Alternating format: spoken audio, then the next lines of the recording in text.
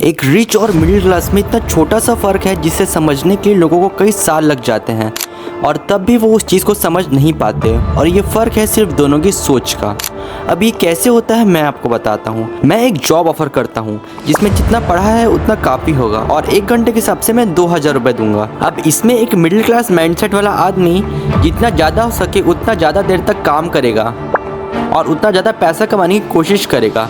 Maximum वो दिन के 12 से 13 घंटे से ज़्यादा काम नहीं कर पाएगा। और एक रिच माइंडसेट वाला आदमी लोगों को ढूंढेगा जो थोड़े कम पैसों में उसके लिए काम करेंगे। अब अगर वो 10 लोगों से 8 घंटे भी काम करवाता है तो भी वो एक दिन में 80 घंटे काम करेगा और 1.60 लाख तक की इनकम जनरेट करेगा। और यही है माइंडसेट का फ़र्क। मिडिल क्लास और गरीब लोग पैसों के लिए काम करते हैं और अमीर लोग पैसों को अपने लिए काम करवाते हैं। तो hey guys, welcome back to another video. और ये video the rich dad and poor dad की ऑडियो बुक है बाय रॉबर्ट कियोसाकी। तो guys, let's start. Lesson number 1, the rich don't work for money. क्या आपको इस सेंटेंस का मतलब समझ आया?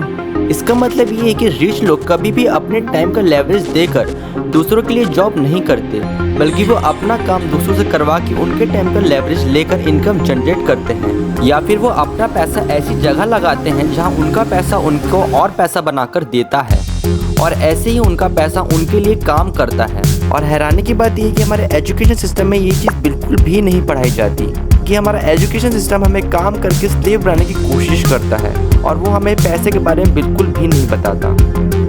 अब सवाल ये आता है कि अगर जॉब एक ट्रैप है तो मैक्सिमम लोग इसे क्यों चुनते हैं? तो हर एक इंसान जॉब सिर्फ अपने 2 इमोशंस के बहाव में आकर चुनता है। उस पहले इमोशन का नाम है फियर, यानी डर। आपको कई सारे लोगों ने अच्छी तरह से पढ़ने और एक सिक्योर जॉब लगाने को कहा होगा ताकि आप सोसाइटी में फिट बैठ सकें, और यहाँ से डर आता है।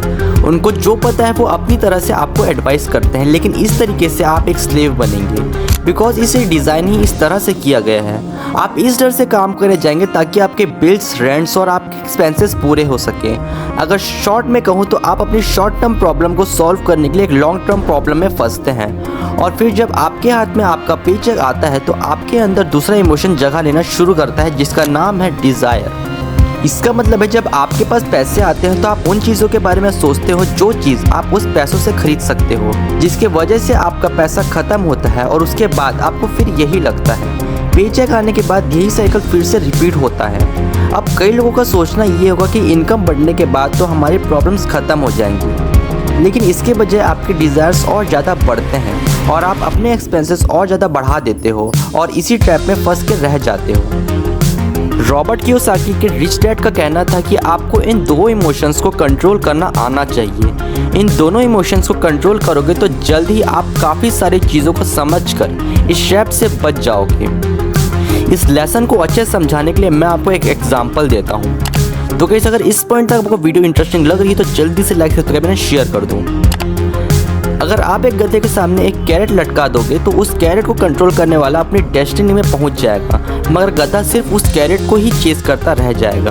और यही कंपनी वाले करते हैं अपने एम्प्लॉयज़ के साथ। आप कंपनी के लिए ज़्यादा मेहनत करोगे तो प्रॉफिट उसके मालिक को होगा, आपको नहीं।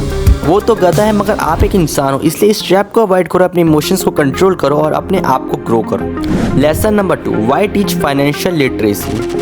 Rich people acquire assets, the poor and middle class acquire liabilities that they think are assets। मैंने इस ऑडियो बुक को एक पजल की तरह डिज़ाइन किया है। अगर आप इस वीडियो का एक लेसन ही मिस करते हो तो आपको ये ठीक से समझ नहीं आएगा। तो अगर आपको रिच बनना है तो वीडियो का हर एक एलिमेंट ध्यान से देखो। चलिए मैं आपसे एक क्वेश्चन पूछता हूँ, क्या आप किसी ऐसे को जानते हैं जो 24/7 आपके लिए काम कर सकता है? सबका आंसर नहीं में होगा, बट ये चीज़ सच नहीं है। अगर आप अपना पैसा कहीं इन्वेस्ट करते हो तो वो पैसा आपके लिए 24/7 काम करेगा और वो पैसा आपके लिए सबसे बेस्ट एम्प्लॉय होगा क्योंकि वो आपके लिए हर वक्त काम करेगा। और ये चीज़ आगे इस वीडियो में आप बहुत अच्छे से समझेंगे। अगर आज मैं किसी इंसान को 1 करोड़ रुपए दे दूँ जो फाइनेंशियली एजुकेट ना हो तो इसके 100% चांस है कि वो कुछ समय बाद फिर से गरीब हो जाएगा, because a fool and his money is one big party. और लेसन नंबर 2 इसी के बारे में है, क्योंकि एक स्कूल में कभी भी फाइनेंशियल एजुकेशन नहीं दिया जाता। तो अगर आपको रिच बनना है तो आपको फाइनेंशियली इलिटरेट होना होगा, बिकॉज सिर्फ पैसा कमाने से आप रिच नहीं बनोगे। और इसे रॉबर्ट कियोसाकी ने अपनी बुक में काफ़ी अच्छी तरह से बताया है। अब हम फाइनेंशियली इलिटरेट का इंपॉर्टेंट वर्ड समझते हैं जिसका नाम है वेल्थ। अगर आपको वेल्दी होने का मतलब रिच होना लगता है तो आपको वेल्थ का डेफिनेशन अच्छे से समझना होगा। It's not how much money you make, it's how much money you keep. Wealth वो पैसा होता है जो कभी भी स्पेंड नहीं किया जाता। अगर आपके घर का खर्च 50,000 पर मंथ है और आपकी सेविंग अकाउंट में 2 लाख है तो आपकी वेल्थ 2 मंथ्स की होगी, और यही है वेल्थ का डेफिनेशन। अगर आपको अपने वेल्थ का साइज इंक्रीज करना है और आप चाहते हो कि वो ऑटोमेटिकली ग्रो हो तो आपको ज़्यादा से ज़्यादा एसेट्स बिल्ड करने पे ध्यान देना चाहिए और लायबिलिटीज़ पे कम खर्च करना चाहिए। और एसेट्स एंड लायबिलिटीज़ क्या होता है मैं आपको बताता हूँ। एसेट का सबसे सिंपल और यूजेबल डेफिनेशन ये है कि assets put money in your pocket and a liability is something that take money out of your pocket. जैसे फ़ोन या कार, ये सब लायबिलिटीज़ हैं, और प्रॉपर्टी और stocks assets. The rich buy assets, the poor only have expenses and middle class buy liabilities they think they are assets. अगर आपको rich बनना है तो सिंपली आपको एसेट्स खरीदने में ध्यान देना चाहिए, क्योंकि सेव करने से आपका पैसा कभी भी ग्रो नहीं होने वाला। बट इन्वेस्ट करने से एक समय के बाद आपकी इनकम के बंद होने के बाद भी आप एक अच्छी लाइफ जी सकते हैं। Lesson number 3, mind your own business. Raymond Albert Kroc, जिनका जन्म सीजैक ओरिजिन ओक पार्क में हुआ था, इलिनॉस। रे ने कई सारे काम किए और अपनी अर्ली एज में अपने रियल एज को छुपाकर झूठ बोलकर उन्होंने वर्ल्ड वॉर 1 में रेड क्रॉस एम्बुलेंस ड्राइवर में पार्टिसिपेट किया था। वर्ल्ड वॉर 1 के बाद रे ने नंबर्स ऑफ करियर ऑप्शंस को एक्सप्लोर किया, जैसे pianist, musical director and real estate salesman. Lily tulip में उन्हें काफ़ी तरक्की मिली और उन्हें सेल्स मैनेजर बना दिया गया। एक बार जब रे एक रेस्टोरेंट विजिट करते हैं जो उन्हें काफ़ी ज़्यादा पसंद आता है, और फिर इलिनॉस में वो एक नया रेस्टोरेंट खोलते हैं जिसका नाम था मैकडोनल्ड्स। एक बार की बात है जब रे को MBA स्टूडेंट्स को एक स्पीच देनी थी। स्पीच के बाद सारे स्टूडेंट्स रे को बियर के लिए इनवाइट करते हैं। रे तैयार हो जाते हैं। उसके बाद रे उन सारे स्टूडेंट से पूछते हैं कि मैं कौन सा बिजनेस करता हूँ। सब इस चीज़ को मजाक सोचकर जोर से हंसते हैं। रे फिर से पूछते हैं और फिर यही होता है। फिर एक ब्रेव स्टूडेंट बोलता है कि रे हैमबर्गर का बिजनेस करते हैं, और रे स्माइल के साथ कहते हैं कि मैं यही सुनना चाहता था। लेडीज़ एंड जेंटलमैन, मैं रियल एस्टेट का बिजनेस करता हूँ। और यही से हमारा लेसन नंबर 3 शुरू होता है, माइंड योर ओन बिजनेस। इस सेंटेंस का मतलब सबको सिर्फ बिजनेस ही खोलना है ऐसा नहीं है। इस सेंटेंस का मतलब है जैसे कंपनी अपने काम अपने एम्प्लॉय से करवा के इनकम जनरेट करती है, वैसे ही आपको कुछ ऐसा करना चाहिए जिससे आपके एब्सेंस में आपकी इनकम जनरेट हो सके, और इसके लिए आप कुछ भी कर सकते हो। अगर आज आपकी नौकरी किसी बहुत अच्छी जगह लगती है तो आपको उतना ही पैसा दिया जाएगा जितने देर आप काम करोगे। ज़्यादा पैसों के लिए आपको ज़्यादा काम करना होगा, मगर आपको सिर्फ ज़्यादा इनकम मिलेगी, लेकिन प्रॉफिट कंपनी को होगा, उसके रियल ओनर को होगा, आपको नहीं। इस पॉइंट को मैं अच्छे समझाता हूँ। अगर आज XYZ कंपनी मुझे अपना प्रोडक्ट सेल करने के लिए देती है तो मैं जितने प्रोडक्ट सेल करूँगा प्रॉफिट उस कंपनी को होगा, मुझे नहीं। चलिए देखते हैं कि किस वजह से लोग बिजनेस और स्टार्टअप से काफ़ी ज़्यादा डरते हैं। तो आपने देखा होगा कि अक्सर लोग स्कूल जाकर पढ़ने और एक अच्छी और सिक्योर जॉब लगाकर सेफली रहने को बोलते हैं और रिस्क लेने से मना करते हैं। और ऐसे ही लोग किसी भी बच्चे को बचपन से बोलते हैं, जिसकी वजह से बच्चे के अंदर डर बैठ जाता है और वो कभी भी रिस्क लेकर उस चीज़ को स्टार्ट नहीं करता। स्कूल और एजुकेशन बहुत बुरा नहीं है, बिकॉज अगर आज मैं स्कूल ना गया होता तो ये वीडियो आप नहीं देख पाते, मगर सिर्फ एजुकेशन में हद से ज़्यादा डिपेंड रहना काफ़ी बुरा है। अगर आप सिर्फ बिल्स पे करने के लिए कमाना चाहते हो तो आप सिर्फ पढ़ाई करके जॉब लगाओ, और अगर आपको अपनी लाइफ में कुछ बड़ा करना है तो रिस्क लो। अपने पैसों को ज़्यादा से ज़्यादा इन्वेस्ट करो, और यहाँ पर रिस्क लेने का मतलब गैम्बल करना नहीं है। और साथ ही साथ अधिकतर लोगों के माइंड में बिजनेस वर्ड को लेकर एक बड़ा मिसकंसेप्शन है, और ये चीज़ मैं क्लियर करता हूँ। बिजनेस वो होता है जिसमें आपके एब्सेंस में भी आपकी इनकम जनरेट हो।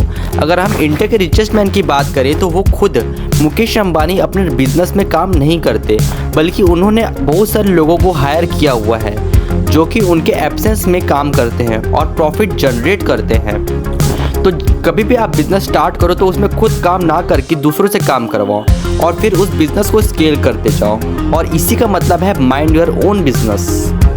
Lesson number 4, the history of taxes and the power of corporations.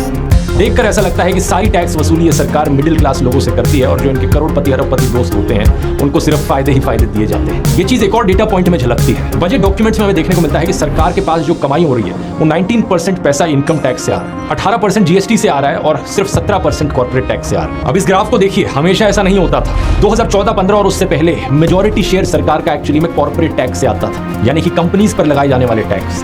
धीरे धीरे सरकार कॉर्पोरेट टैक्स को कम करती गई है। गाइस, जो वीडियो मैंने चलाया वो आपकी काफ़ी ज़्यादा हेल्प करेगा इस 4th लेसन को समझने में। जो इस वीडियो में हमने देखा वो अभी ही नहीं हो रहा, बल्कि ये काफ़ी समय से चलता आ रहा है। इनफैक्ट ये बनाया ही इसीलिए गया है। My rich dad just played the game smart and he did it through corporations, the biggest secret of success।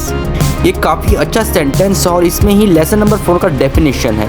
Robin Hood का नाम तो आपने सुना ही होगा, और जिन्हें नहीं पता उनके लिए मैं बता देता हूँ कि रॉबिनहुड एक ऐसा इंसान था जो रिच से लेकर गरीबों में बांट देता था, और टैक्सेस भी इसीलिए इंट्रोड्यूस किया गया था ताकि रिच लोगों को पनिश किया जा सके। कमाल की बात यह है कि पहले इसके लिए वोटिंग कराई गई और पुअर और मिडिल क्लास सबने इस चीज़ को एग्री किया, लेकिन क्योंकि अमीर लोग स्मार्ट होते हैं और वो कभी भी अपने आप को पनिश नहीं करने देंगे, बल्कि पनिश बस वो ही होते हैं जो मिडिल क्लास और पुअर होते हैं, जैसे कि हो रहा है। और आप देख ही सकते हैं उस वीडियो में जो मैंने आपको दिखाया। अब इससे बचने के लिए हम जॉब तो नहीं छोड़ सकते, लेकिन अपनी इनकम ज़रूर बढ़ा सकते हैं। जो भी इंसान जॉब करता है उनकी सबसे बड़ी खामी ये होती है कि वो अपना सारा का सारा पैसा दूसरों में बांट देते हैं, जैसे बिल्स, ईएमआई और अदर एक्सपेंसेस, और कभी भी इन्वेस्ट कर ही नहीं पाते।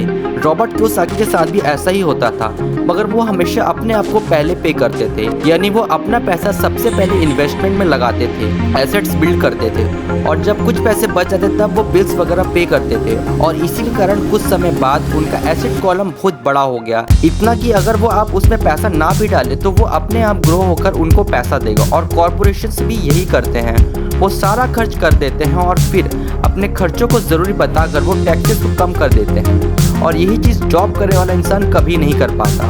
और इस लेसन को एकदम सिंपल और शॉर्ट में बताऊं तो सबसे पहले अपने एसेट्स कॉलम पे ध्यान दीजिए, ना कि बिल्स भरने में, क्योंकि अगर आप हर महीने कंसिस्टेंसी के साथ बिल भी भरोगे तो भी आपको हमेशा बिल्स भरना होगा।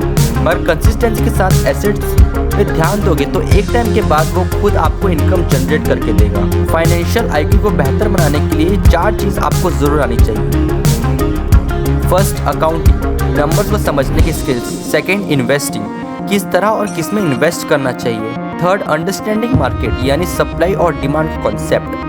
और फोर्थ, द लॉ, यानी किस तरह से कॉर्पोरेशंस टेक्निकल स्किल्स यानी अकाउंटिंग, इन्वेस्टिंग और मार्केट को समझकर एक्सप्लोसिव ग्रोथ अचीव करते हैं। अगर कोई भी इंसान इस चीज़ को समझ लेता है तो वो बहुत जल्दी सक्सेस अचीव करेगा, और इस चीज़ को समझने वाला एक एम्प्लॉय से 10 गुना ज़्यादा जल्दी आगे बढ़ेगा। इट्स लाइक समवन फ्लाइंग और समवन वॉकिंग।